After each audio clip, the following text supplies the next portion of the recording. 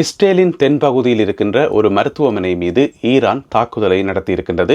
இதில் அந்த மருத்துவமனை கணிசமான அளவு சேதமடைந்திருக்கிறது. இந்த தாக்குதலானது இஸ்ரேல் முழுவதும் மிகுந்த அதிர்வலைகளை உருவாக்கி இருக்கிறது. இது சம்பந்தமாக விரிவாக விளக்கமாக இந்த காணொலியில் பார்க்க போகின்றோம்.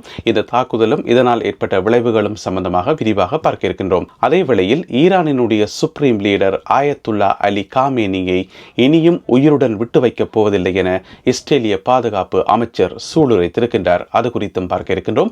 அதே வேளையில் இரண்டு நாடுகள் மீது நடத்தப்பட்ட தாக்குதல்களினுடைய விவரங்கள் குறித்தும் பார்க்க இருக்கின்றோம். தமிழடியான் வேர்ல்ட் யூடியூப் சேனலுக்கு உங்கள் அனைவரையும் வருகவென அன்புடன் வரவேற்கின்றேன். இன்று ஜூன் மாதம் 19ஆம் தேதி 2025ஆம் ஆண்டு வியாழக்கிழமை.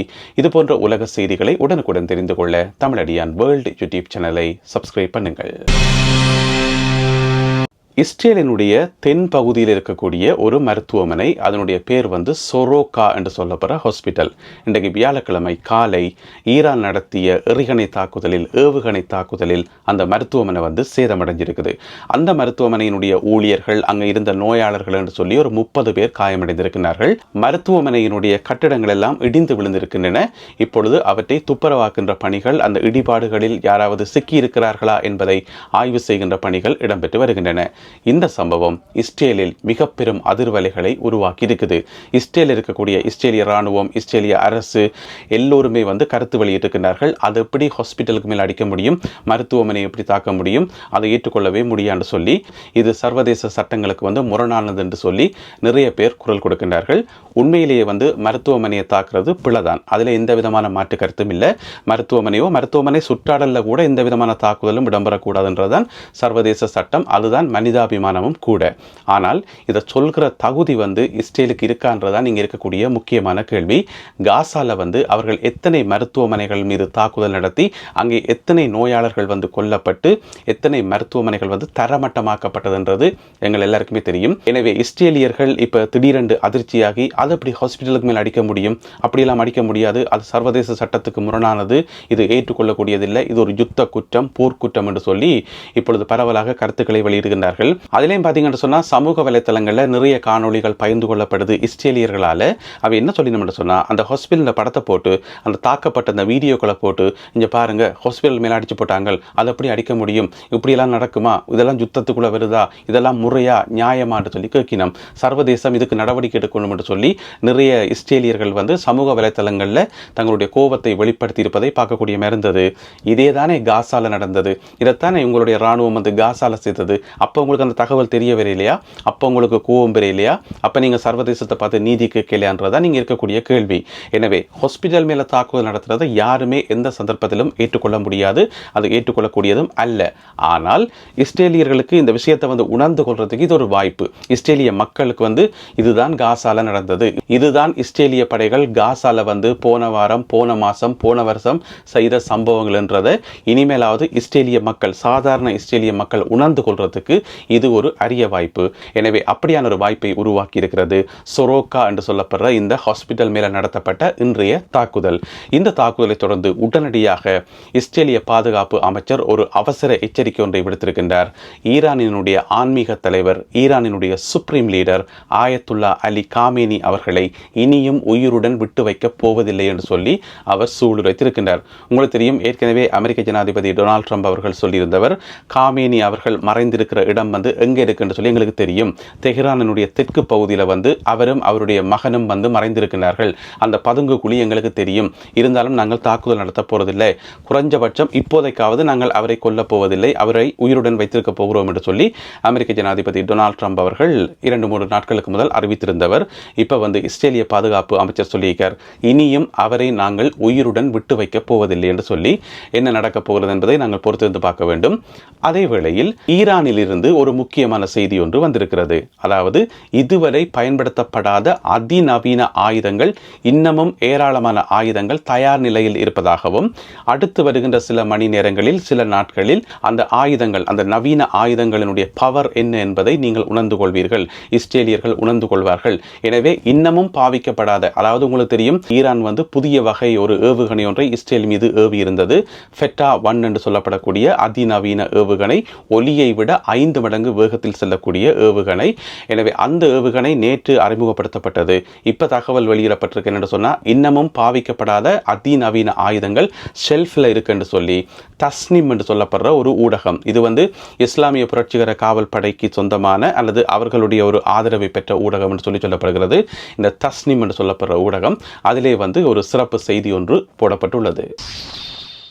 ஈரானினுடைய முக்கிய அணுவாயுத மையமாகிய நட்டான்ஸ் மீது நேற்றிரவு தாங்கள் கடும் தாக்குதலை மேற்கொண்டதாகவும், அதாவது புதன்கிழமை இரவு தாங்கள் கடும் தாக்குதலை மேற்கொண்டதாகவும், இந்த தாக்குதலில் அந்த நட்டான்ஸ் பகுதியில் இருக்கின்ற அணுவாயுத மையம், அணு செறிவூட்டல் மையம் மிக கடுமையாக சேதமடைந்திருப்பதாகவும் இஸ்ரேலிய ராணுவம் வெளியிட்டுள்ள தகவலில் சொல்லப்பட்டிருக்கின்றது. அந்த குறிப்பிட்ட பகுதியில் தாங்கள் தாக்குதலை மேற்கொண்டு துல்லியமான முறையில் தாக்குதலை மேற்கொண்டு அவற்றுக்கு பெரும் சேதத்தை விளைவித்திருப்பதாக இஸ்ரேலிய ராணுவம் வெளியிட்டுள்ள செய்திக்குறிப்பில் கூறப்பட்டுள்ளது. அதேவேளையில் ஈரானினுடைய அராக் என்று சொல்லப்படுற ஒரு பகுதியிலே ஈரானிய அரசாங்கத்துக்கு சொந்தமான அணு ஆலை மையம் ஒன்று இருக்குது. அங்கதான் அணுகுண்டுகளை உற்பத்தி செய்யறதுக்கான முன்னேற்பாடுகள், யுரேனியத்தை பிரிக்கிறது, இந்த மாதிரியான வேலைகள் அங்கேயும் இடம்பெறும். அதன் மீதும் தாங்கள் 40 ஃபைட்டர் ஜெட்டுகளை கொண்டு தாக்குதல் நடத்தியுள்ளதாக இஸ்ரேலிய பாதுகாப்பு படை தகவல் வெளியிட்டிருக்கின்றது. குறிப்பாக இந்த இடத்துல பார்த்தீங்கன்னு சொன்னா அராக் என்று சொல்லப்படுற பகுதியில் பார்த்தீங்கன்னு சொன்னா புளுட்டோனியம் இருக்குத்தானே, அந்த யுரேனியம் மாதிரி புளுட்டோனியம் அது நொதிக்க வைக்கப்பட்ட நிலைமையில இருந்ததாம். அதாவது அணு ஆயுதத்தை உற்பத்தி செய்வதற்கு ஏற்ற வகையில் அந்த புளுட்டோனியம் நொதிக்க வைக்கப்பட்டிருந்ததாம். அந்த ஒரு குறிப்பிட்ட பகுதி மேல தாங்கள் 40 ஃபைட்டர் ஜெட்டுகளை கொண்டு தாக்குதல் நடத்தியிருப்பதாக இஸ்ரேலிய பாதுகாப்பு படை கூறுகின்றது. இந்த 2 தாக்குதல்கள் சம்பந்தமாக ஈரானிய தரப்பிலிருந்து தகவல்கள் ஏதும் வெளியிடப்படவில்லை. அமெரிக்க ஜனாதிபதி டொனால்ட் ட்ரம்ப் அவர்களை வெகுவாக புகழ்ந்து தள்ளியிருக்கின்றார் இஸ்ரேலினுடைய பிரதமர் பெஞ்சமின் நெத்தன்யாகு அவர்கள். இன்று தாக்குதல் நடைபெற்ற சொரோக்கா மருத்துவமனைக்கு நேரடியாக சென்ற இஸ்ரேலிய பிரதமர் பெஞ்சமின் நெத்தன்யாகு அங்கு வைத்து செய்தியாளர்கள் மத்தியில் பேசும்போது அமெரிக்க ஜனாதிபதி டொனால்ட் ட்ரம்ப் அவர்கள் தங்களுடைய மிகச்சிறந்த நண்பர் எனவும் எல்லா சந்தர்ப்பங்களிலும் எங்களுடன் கூடவே இருப்பவர் என்றும் அவர் நினைத்ததை செய்து முடிக்கக்கூடியவர் என்று சொல்லியும் பலவிதமாக பாராட்டியிருக்கின்றார். இது இன்றைக்கு மட்டுமில்லை, நேற்றும் ஒரு செய்தி குறிப்பில் அமெரிக்க ஜனாதிபதியை பாராட்டியிருந்தவர். அதுக்கு முதல் பார்த்தீங்கன்னு சொன்னால் ஃபாக்ஸ் நியூஸுக்கு பேட்டி கொடுத்திருந்தவர். அதிலேயும் அமெரிக்க ஜனாதிபதி டொனால்ட் ட்ரம்ப் அவர்களை கடுமையாக பாராட்டியிருந்தவர் இஸ்ரேலிய பிரதமர் பெஞ்சமின் நெத்தன்யாகு அவர்கள். என்ன பிரச்சனை சொன்னால் இந்த யுத்தத்துக்குள்ள எப்படியாவது அமெரிக்காவை உள்ளுக்கு இழுக்கணும் என்று சொல்லி இஸ்ரேலும் படாத பாடுபடுது. ஆனால் அமெரிக்காவை வெறுவம் பெறமாட்டம் வரும் ஆனால் வராது என்று சொல்லி மாற்றி சொல்லி குழப்பிக் இருக்கின்றார்கள். ட்ரம்பினுடைய அறிக்கைகளை பார்த்தீங்கன்னு சொன்னால் முன்னுக்கு பின் முரணாகவே இருக்குது. பேசிக்காக ட்ரம்புக்கு விருப்பம் இல்லை இதில் தலையிடுறதுக்கு, அதாவது இஸ்ரேலுக்கும் ஈரானுக்கும் இடையிலான இந்த பிரச்சனைகள் தலையிடுறது, அமெரிக்கா தலையிடுறது ட்ரம்புக்கு விருப்பம் இல்லை என்று சொல்லி சொல்லப்படுகிறது. அது சம்பந்தமான செய்திகளை ஏற்கனவே இதுக்கு முதல் போட்ட காணொலியில் விரிவாக விளக்கமாக சொல்லியிருந்தேன். எனவே ட்ரம்ப் என்ன நினைக்கிறார் என்று சொன்னால் எப்படியாவது காமேனி அவர்களோட ஒரு பேச்சுவார்த்தைக்கு போய் ஒரு டீலுக்கு போயிட்டு ஒரு ஒப்பந்தத்துக்குள்ள வந்துட்டா இந்த பிரச்சனையுமே இல்லை, யாருக்கும் எந்த சேதமும் இல்லை என்று சொல்லி அவர் நினைக்கிறார். எனவே அப்படியான ஒரு இணக்கத்துக்கு வரதுக்கு தான் ட்ரம்ப் முயற்சி செய்வதாக சொல்லப்படுகிறது. ஆனால் இஸ்ரேலிய பிரதமர் பெஞ்சமின் நெத்தன்யாகு ட்ரம்பை நேரடியாக இந்த சண்டைக்குள்ள இழுக்கிறதுலேயே கண்ணும் கருத்துமாக இருக்கிறார். அதன் காரணமாகத்தான் வாய்ப்பு கிடைக்கிற நேரமெல்லாம் ட்ரம்பை புகழ்ந்து தள்ளுகிறார் இஸ்ரேலிய பிரதமர் பெஞ்சமின் நெத்தன்யாகு என ஆய்வாளர்கள் சுட்டிக்காட்டியுள்ளார்கள். இன்று பரபரப்பாக பேசப்படுகின்ற அந்த மருத்துவமனை மீதான தாக்குதலை ஈரானிய அரச ஊடகம் மறுத்திருக்கிறது. அதாவது குறிப்பிட்ட அந்த மருத்துவமனைக்கு அருகில் இருந்த இராணுவ முகாமை இலக்கு வைத்துத்தான் தாங்கள் தாக்குதல் நடத்தியதாகவும், அந்த மருத்துவமனையை ஒரு ஷெல்டராக, ஒரு கேடயமாக அவர்கள் பயன்படுத்தினார்கள் எனவும், மருத்துவமனை சுற்றாடல் வட்டாரத்தில் ஆயுத பொருட்களை குவித்து வைத்திருந்தார்கள் எனவும் ஈரானிய ஊடகம் செய்தி வெளியிட்டிருக்கின்றது. எனவே தாங்கள் மருத்துவமனையை இலக்கு வைக்கவில்லை என அவர்கள் அடியோடு மறுத்திருக்கின்றார்கள். இதே வேளையில் இன்னும் ஒரு சுவாரஸ்ய முக்கியமான சம்பவம் ஒன்று இடம்பெற்றிருக்கிறது. உங்களுக்கு தெரியும், இஸ்ரேலினுடைய பாதுகாப்பு அமைச்சர் சற்று முன்னர் அறிவித்தல் விட்டவர் என்று சொன்னால் இனிமேலும் காமேனி அவர்களை உயிருடன் விட்டு வைக்கப் போவதில்லை என்று சொல்லி ஈரானுடைய சுப்ரீம் லீடர் காமேனி அவர்களை தாங்கள் கொல்லப் போவதாக அறிவித்திருந்தவர். அதுக்கு பிறகு ஈரானுடைய சுப்ரீம் லீடர் காமேனி அவர்கள் தன்னுடைய ட்விட்டர் வலைத்தளத்தில், அதாவது எக்ஸ் வலைத்தளத்தில் ஒரு பதிவு ஒன்றை போட்டிருக்கின்றார். அனைத்து ஈரானிய மக்களும் தைரியமாக இருங்கள், தன்னம்பிக்கையோடு இருங்கள், நம்பிக்கையுடன் இருங்கள், உங்கள் எல்லோருக்கும் நன்றி என்று சொல்லி அவர் ஒரு பதிவை போட்டிருக்கின்றார் எக்ஸ் வலைத்தளத்தில். எனவே என் மீது கை வைக்க முடியாது என்பதை சிம்போலிக்காக உணர்த்துவதற்காகத்தான் இந்த ட்வீட்டை அவர் போட்டிருப்பதாக சொல்லப்படுகின்றது. எனவே பொறுத்திருந்து பார்ப்போம். இரண்டு தரப்புக்கும் இடையில நாளுக்கு நாள் இந்த சண்டை உக்கிரம் அடைஞ்சு கொண்டே போகுது. அதில் நாங்கள் கவனிக்க வேண்டிய மிக முக்கியமான விஷயம் என்னென்னு சொன்னால், மருத்துவமனைகள் மேல தாக்குதல் நடத்துறது ஏற்றுக்கொள்ளக்கூடியது இல்லை. அது சர்வதேச சட்டங்களுக்கு முரணானது, மனிதாபிமானத்துக்கு முரணானது. ஆனால் காசால என்ன நடந்தது என்பதை இஸ்ரேலியர்கள் உணர்ந்து கொள்வதற்கு இன்றைய சம்பவம் ஒரு வாய்ப்பு. அதை அவர்கள் நீங்கள் சரியான முறையில் உணர்ந்து கொண்டால் எந்த விதமான பிரச்சனையும் இல்லை. மீண்டும் மற்றொரு காணொளியில் உங்களை சந்திக்கின்றேன். அதுவரை நன்றி, வணக்கம்.